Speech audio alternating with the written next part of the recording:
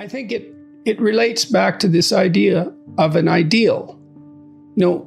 Is a person what he or she is, or is the person most properly understood as what they could become? And I think we understand ourselves essentially in terms of what we believe we could become. Our conscience upbraids us for failure to move in that direction.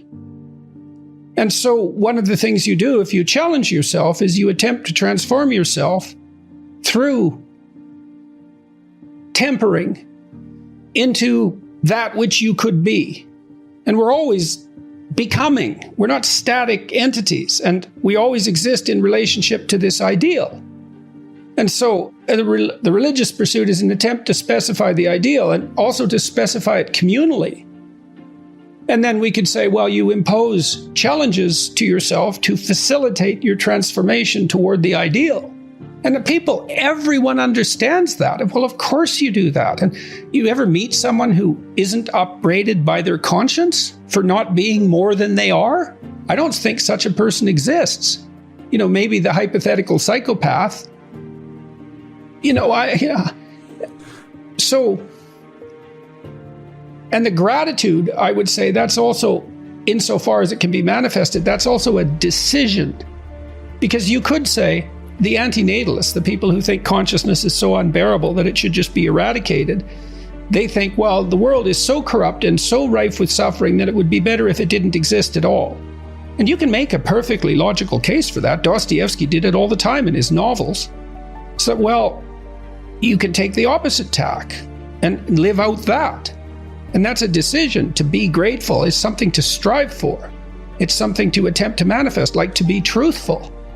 And it is in spite of your suffering, because the suffering can be absolutely overwhelming. It can be unbearable. You might have been through something harder. Others have certainly been through something harder.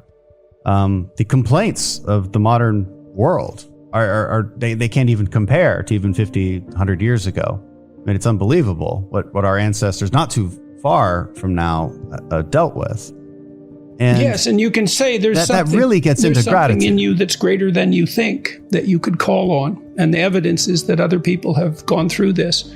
And that isn't so much, again, pointing to a lack in you necessarily as it is something that's hopeful. What you can yes, be. Exactly. Yeah. And you say, there's a psychologist, Carl Rogers, and he thought you should have unconditional positive regard for your clients. And I don't believe that's true. You should have unconditional positive regard for the parts of your clients that are trying to get better.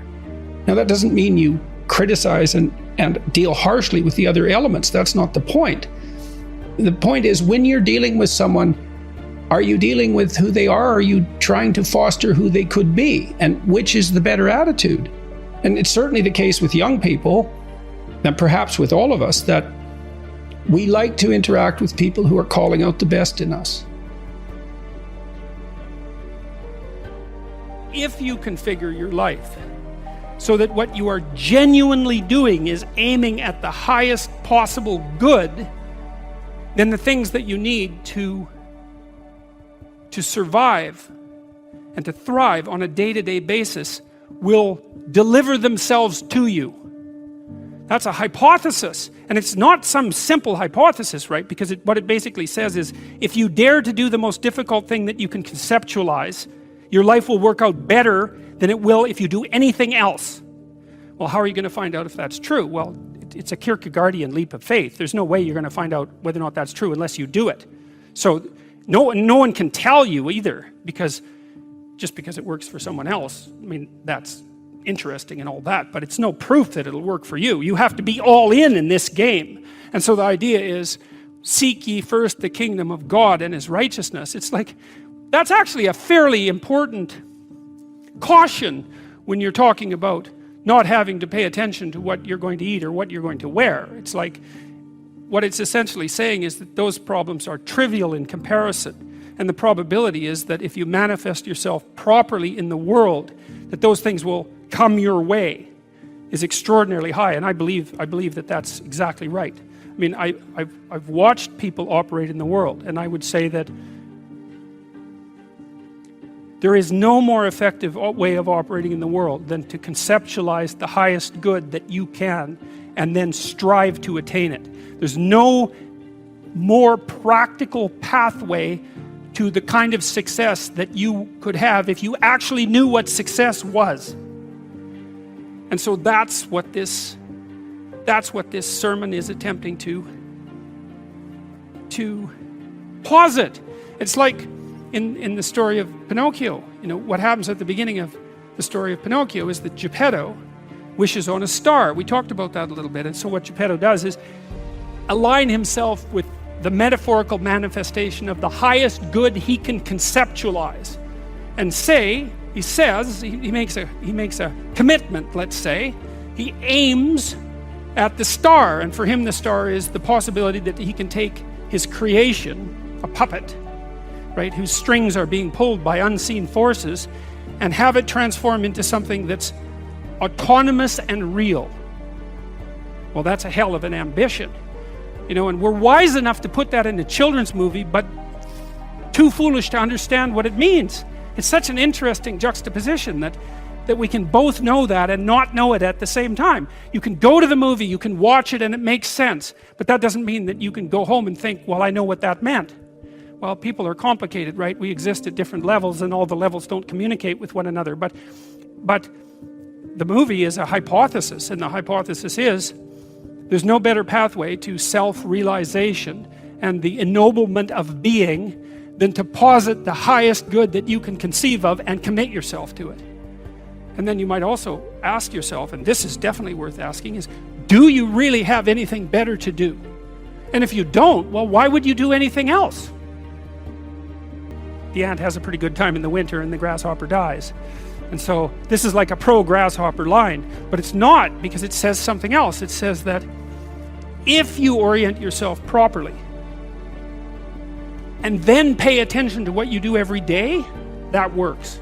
And I actually think that that's in accordance with what we have come to understand about human perception, because what happens is that the world shifts itself around your aim, because you're a creature that has an aim. You have to have an aim in order to do something.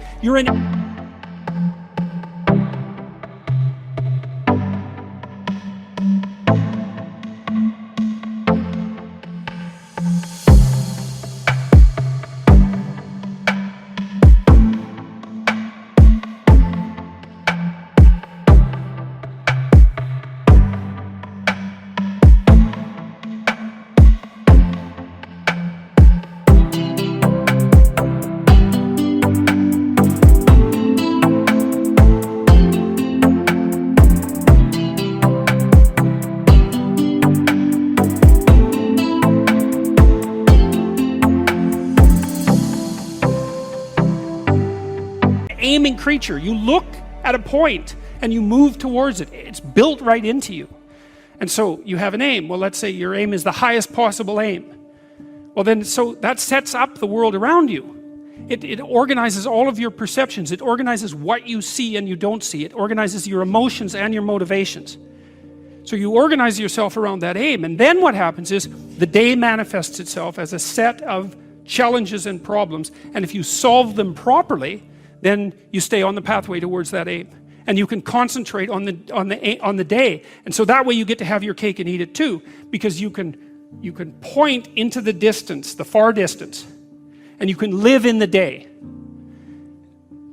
And it seems to me that makes every moment of the day supercharged with meaning. That's how, because if everything that you're doing every day is related to the highest possible aim that you can conceptualize, well, that's the very definition of the meaning that would sustain you in your life. Well, and then the issue is, well, back to Noah. Well, all hell's about to break loose and chaos is coming. It's like when that's happening in your life, you might want to be doing something that you regard as truly worthwhile, because that's what will keep you afloat when everything is flooded. You might say, well, what would you want to be king? You could say king of the world or king of your own soul. What do you want to subordinate yourself to? How about your heroic willingness to encounter the unknown and articulate it and share that with people? There's no nobler vision than that. And I don't see that it's merely arbitrary.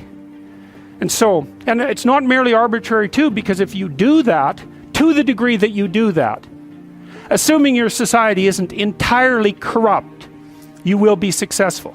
It will actually aid you practically. You'll rise up above men. You'll be selected by women. You'll be admirable. You'll be valued. And you know that because if you look at the people that you admire and value, again, unless you've taken a detour into dark places and are